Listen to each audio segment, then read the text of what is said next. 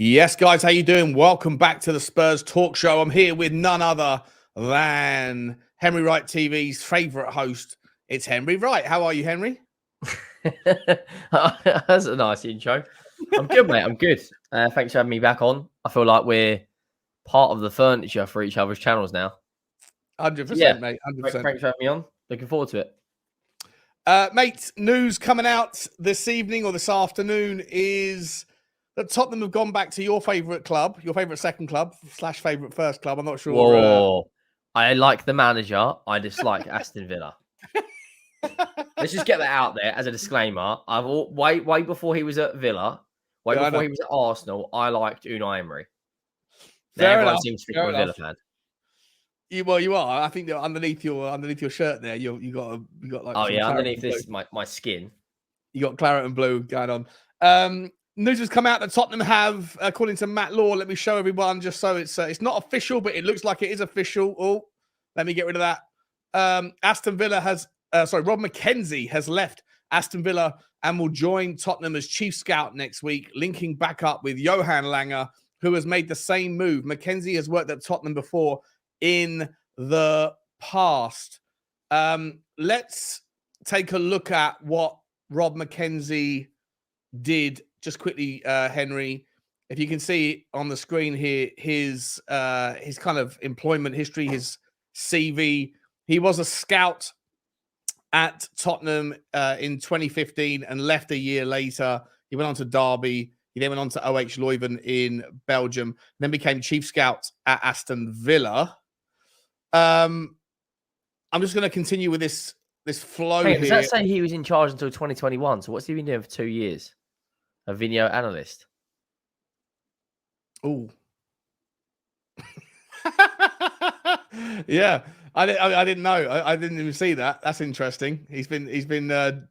Well, I think that's ever since Monchi came in, right? I think when Monchi arrived at Aston Villa, Seville's. That must help though, surely, because of the data approach we're going down. Yeah, I'm listening. I'm guessing. I'm speculating here, but I'm guessing both Langer and McKenzie. Langer or Lange? Apparently it's Langer, mate. Apparently it's Langer. I've said Lange a few times, and people in my comments were like, "Nah, he's from Scandinavia. You pronounce that Langer." So I'm going to go with their intellect on this one. Okay, Langer.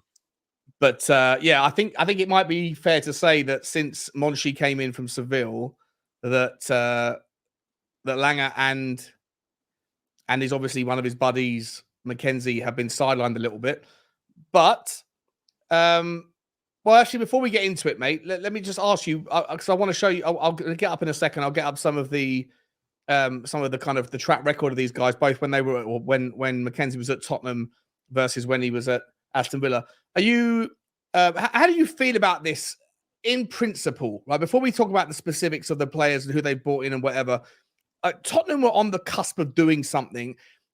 Everyone was calling Paratici Don Paratici. Some were calling him Com Paratici. I always thought it was too early to really kind of label him either, because the kind of the role or the dividends of a director of football take a few years to kind of to fall into place. Paratici went through all of his sort of rigmarole with his legal issues, ended up leaving or stepping down as director of football of Tottenham in, I think it was March, ended up staying on as a consultant.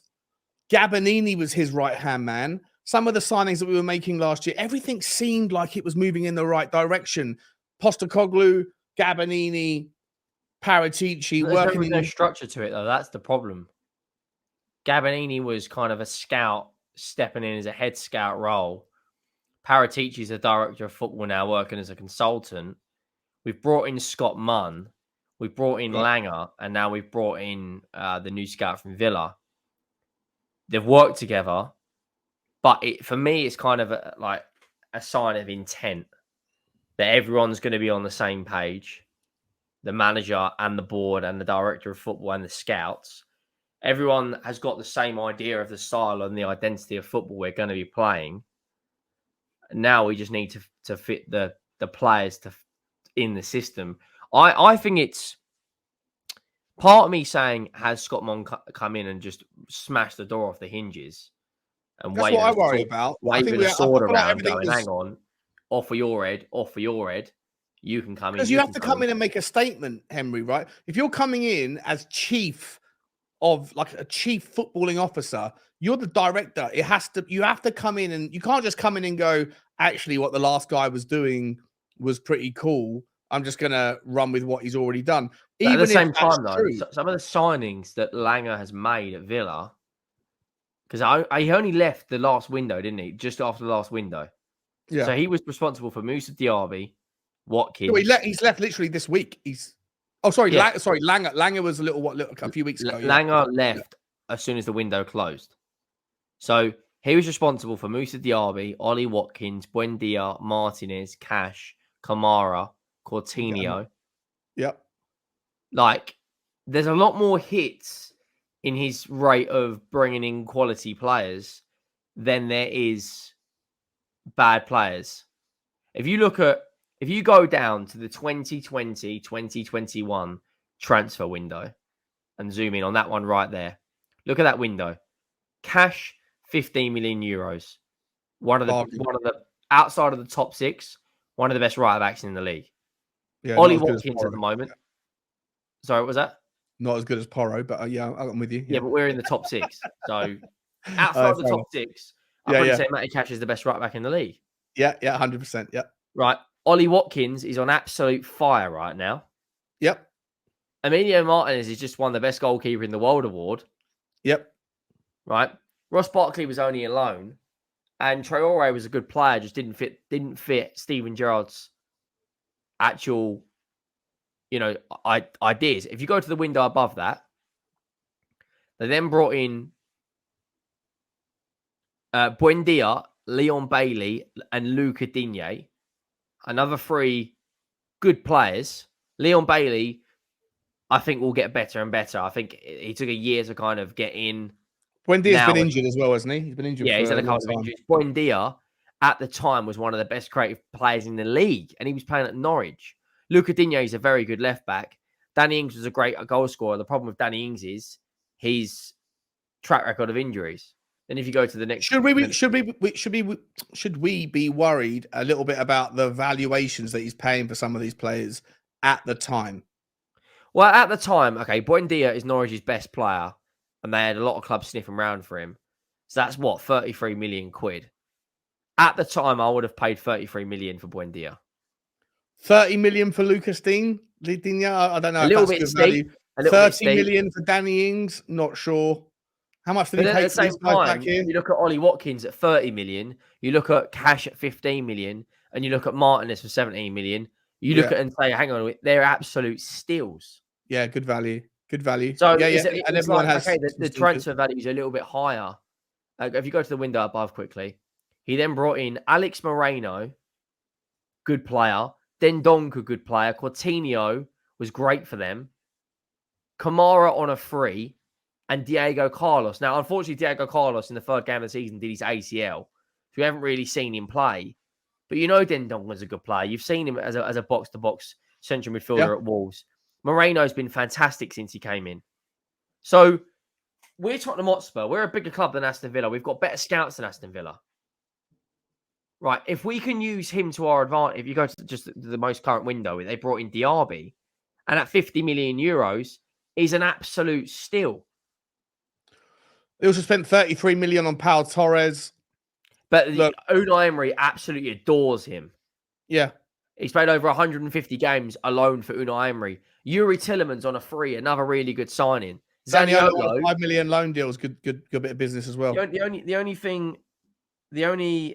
thing about that is Clement Longley, but it's a backup to a backup to a backup. It's a loan transfer. If you look at those signings on face value, there's probably two or three there that you've gone not great. Yeah, and then you look at the sales. They did some good bits as well. Getting 21 million quid for Cameron Archer is daylight robbery, by the way. Well, yeah, if he keeps Sheffield United up, it's the best bit of business Sheffield United ever did. But I look at their transfer business and go, hang on, if you can do that with more money. No, I agree. I agree with you. I feel like on paper it looks that these guys, the track record thus far. Like I say, you've always got to wait 3 years to see how it pans out. But I think the early business of Martinez, Cash, of Langer and Watkins have paid out tenfold. Yeah. Those Yeah, signings have 100%. got Villa into Europe. This team was in the Championship 5 years ago. So Bringing I back think McKenzie though to Tottenham, he was at Tottenham in 2016. I mean, I can just bring up his in the year that he was a scout. He wasn't head scout, but we can certainly have a look at the kind of players that he signed whilst he was at Tottenham, or he was part of the conversation of. There's only one season to look at, really, and that is Heung-min Son, who's been, I don't know, arguably Tottenham's best investment over the last was 7 he in years. charge? Was he a scout during that window? He was a scout during the 15-16 window. Yeah, he wasn't a head scout, but he was a scout. Yeah, under the look at that is it window. Paul Look at that window on face value. Kieran Trippier was a fantastic servant for this football club. Kevin Winmar, we actually profited around 15, 20 million quid on. Clinton Njai was a terrible bit of business.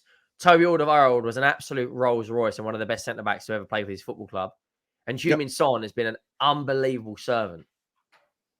That window and made more money for Tottenham than any other player, I'd imagine, in the history of the football club. Yeah. So there's nothing to critique when it comes to, or nothing negative really to call out about the behaviour of him as a Tottenham guy. And obviously, I don't know how much he's been involved at the only thing you could call out, mate, is this a little bit too soon? Has Scott Munn gone, hang on, I'm I've got the big boy pants on now, gone into the shop and just gone, hang on, off for your head, you're coming in.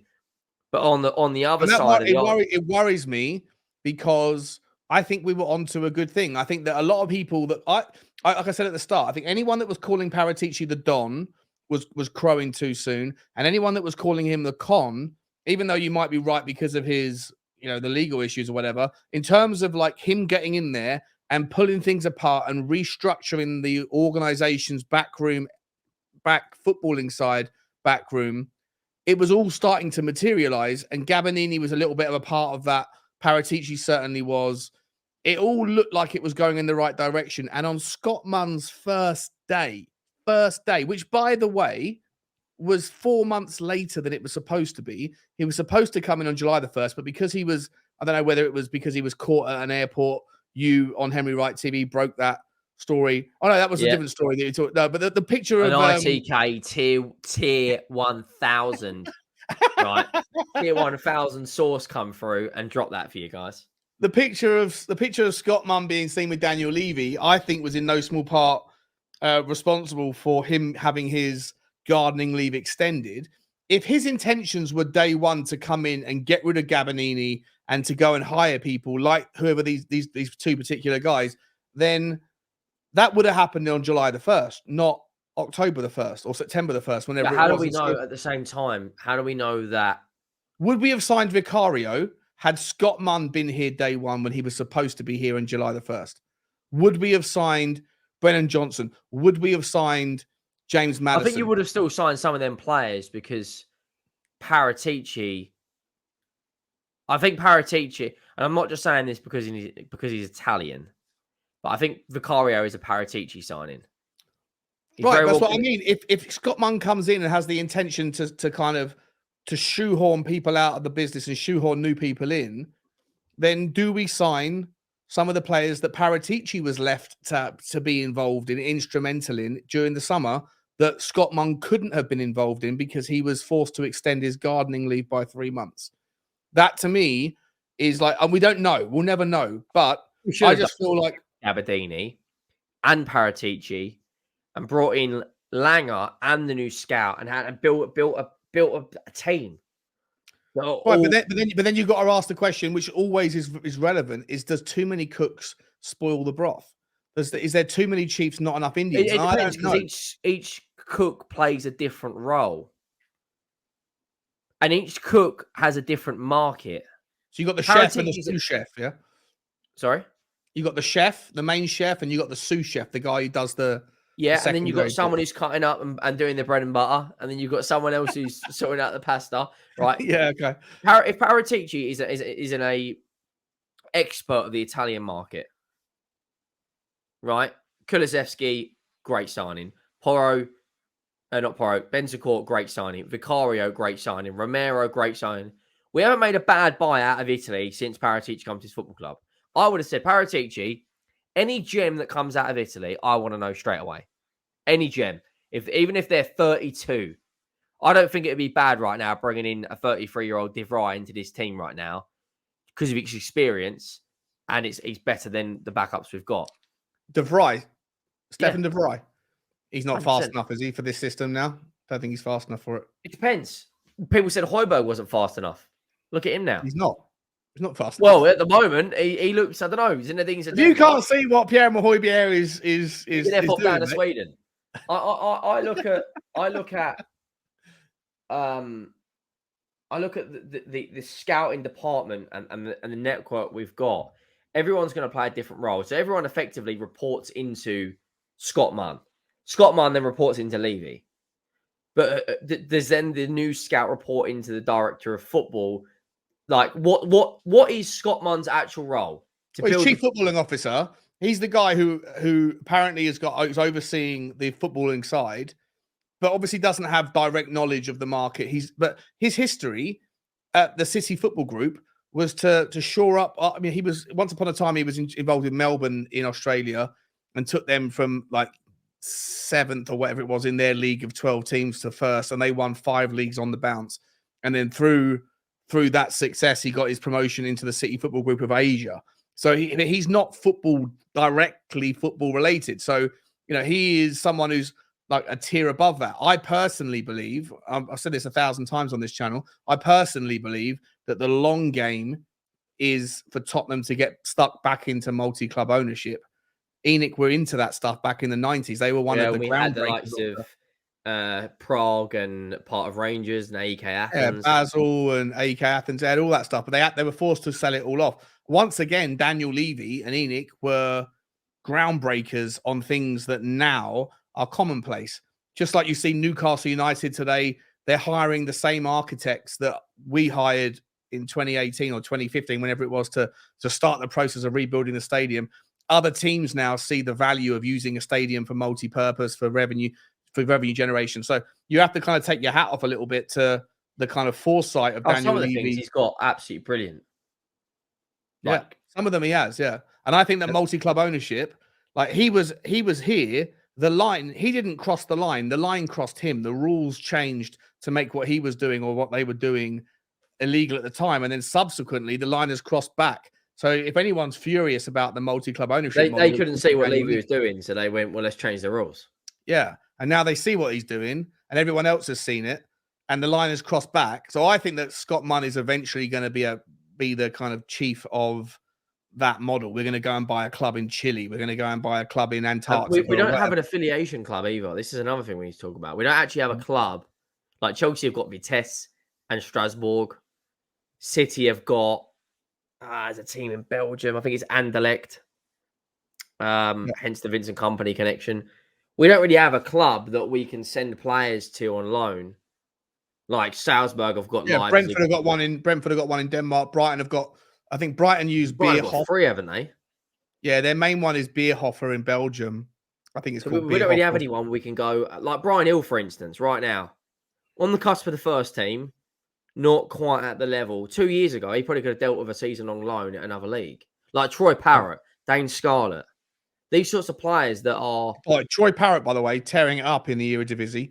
3 goals in about the equivalent, in terms of how many minutes he's played, the equivalent of about 2 games. If you can't see what Troy Parrott is doing over in the Eredivisie, mate, where can he F off down to? You can F off down to flipping PSV, mate, or Go Ahead Eagles. I cannot see what Troy Parrott's doing, so I'm going to F off down to Go Ahead Eagles FC. All right, fair enough. I'm just saying, maybe Tottenham need to think a little bit more about that Santiago Jimenez ratios, because we've seen. I'm a big fan of Santiago Jimenez, but if Troy Parrott can go and score 3 goals in 4 games in the Eredivisie, Santiago Jimenez he's done it in the Europa League and the Champions League. Troy Parrott is. I don't think he's played a minute of the Champions League. Back to the point. Only time will tell, obviously, but I think right now, knowing a scout and a director of football that know each other, that are on the same page, and the manager, I believe Scott Munn and Ange know each other quite well. Yeah. Yeah, they never worked. They never worked together, but obviously their paths have crossed significantly in Asia and Australia. I'm going to go out on a limb and say this, and you're probably going to be like, "You've changed a hell of a lot." I think right now the things we're doing are going to put us in the best possible position to win major honours in the next couple of years. What does major honours look like?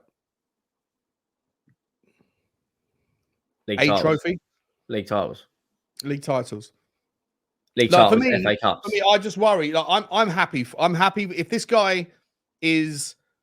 Look, if Johan Langer is the guy that Scott Munn wants, and he's the data scientist, and it comes across to me looking into it that Johan Langer has been sidelined from Monchi coming in from Seville, and Seville he wants to bring in his own guys. So Langer's been let go of, and then ever since then, Mackenzie's been put on video analyst duty rather than chief scout duty. It seems to me like Monchi's come in and gone, and Monchi's a very, very controversial, crazy character. He's come in and gone, nah, this is my team now. I'm doing it my way. You can go. Any part of you can F off down to Birmingham City, mate. You can F off down to Birmingham City and get yourself a curry. And I think that Tottenham are snapping that up and then gone after Seville. And I'm all for it. The track record looks great. It really does. I can't argue.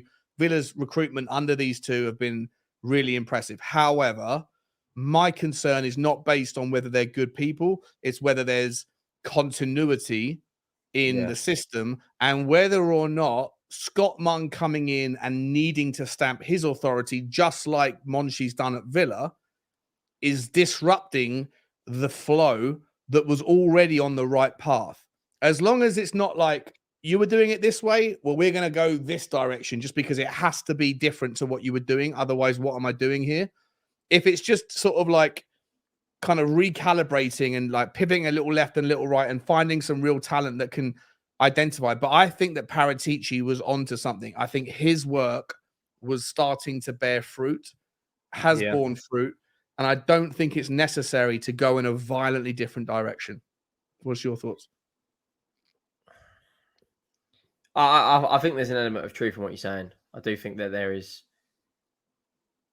in the short run, we could be on a slippery slope. In the long run, I think that bringing in a director of football and a scout now, we've still got 2 months before the January transfer window. Postecoglou is already going to have 3 or 4 players that go, hang on, I need him. If you want to get in the Champions League. The Champions League is the holy grail for us. We get in the Champions League, we can then build. That's what we did under Poch. And if we get in the Champions League after the first year, I just think that Gabardini made Van der Ven, Maddison, Vicario, Johnson good signings. Where was the need to disrupt? Sack him. Yeah. That's what I mean. I think Scott Munn just needed to come in and do things his way. Otherwise, he doesn't, like, for all intents and purposes, if he's just taking over the reins from the last guy, then it doesn't look like he's doing anything that validates himself. I think it's more of like an ego thing that he needs to come in and stamp his mark. And that, to me, whilst I understand it, it could end up with us unnecessarily changing direction when we were on the right path anyway all along. I don't know. We'll find out. It's interesting, mate. Only time will tell, and I think it's good to see that there's an intent to get things done. That's the only thing you can say about it. Which is either going to go really good or really bad, isn't it? Yeah. Well, we've got 10 games between now and the January transfer window, and 7 of those games are in 1 month. So come December, let's say hypothetically we was to get a bad injury, they've got to act quickly. I don't want to see us getting halfway through January and we still haven't signed anyone. Get the signing. No, I'm desperate. I'm demanding an early January. Get the sign. Liverpool signed a player last year on the 27th of December. Yeah. That was Cody Gakpo, who, by the way, would be perfect on the left or right for us. Bring in the signings on January the 1st so that Postecoglou has got as much time to work with these players. I think he's the best thing. Just once, Daniel Levy. Just once, mate. I think the last 3 players you brought in during January have all been on deadline day. Brilliant. Porro, Kulusevski, Bentancur, success stories. And they've all been done on deadline day. They're all deadline days. Can't have that, mate. If we're in January, we could be 4th round of the FA Cup by then, February we've got a tough run of games, but we're also missing. We're missing 3 of our players are missing 2 or 3 games in January for their international tournaments. So we need to get it done. I completely agree with you. January 1st, January 2nd. But it's Daniel Levy. You know, he wants to. He always thinks that he's going to drive a bargain. If you can't see what Levy's doing, mate, you can F down the Emirates. All right, guys, that's it. Let me know in the comment section below whether you are impressed, intrigued, excited, surprised by Rob McKenzie and Johan Langer coming into the system. If you're someone who follows Aston Villa as much as this man does, then I'm sure you'll be disappointed for Aston Villa's exits, but ultimately excited for ours. Yeah, Henry, I'm only joking, mate. I know you're a Tottenham fan deep down. Where can people find you? Looking at spending 200 quid on an away ticket, like, yeah, just at Henry Wright TV. If anyone wants to subscribe, that'd be greatly appreciated. Less than 400 now from 18k, so getting there slowly. Wonderful stuff, mate. Thanks for coming on. Also, guys, Shameless Football is in the title alongside Henry's name. Get over there as well. We are just around the corner from 2K. Lots of videos. We're going to be up in the content on that stuff. So subscribe to Shameless Football. Subscribe to Henry Wright. Also subscribe right here. And we'll see you on the next one. Like, subscribe, and comment. And as always, come on, you Spurs. And up the Shameless. Up.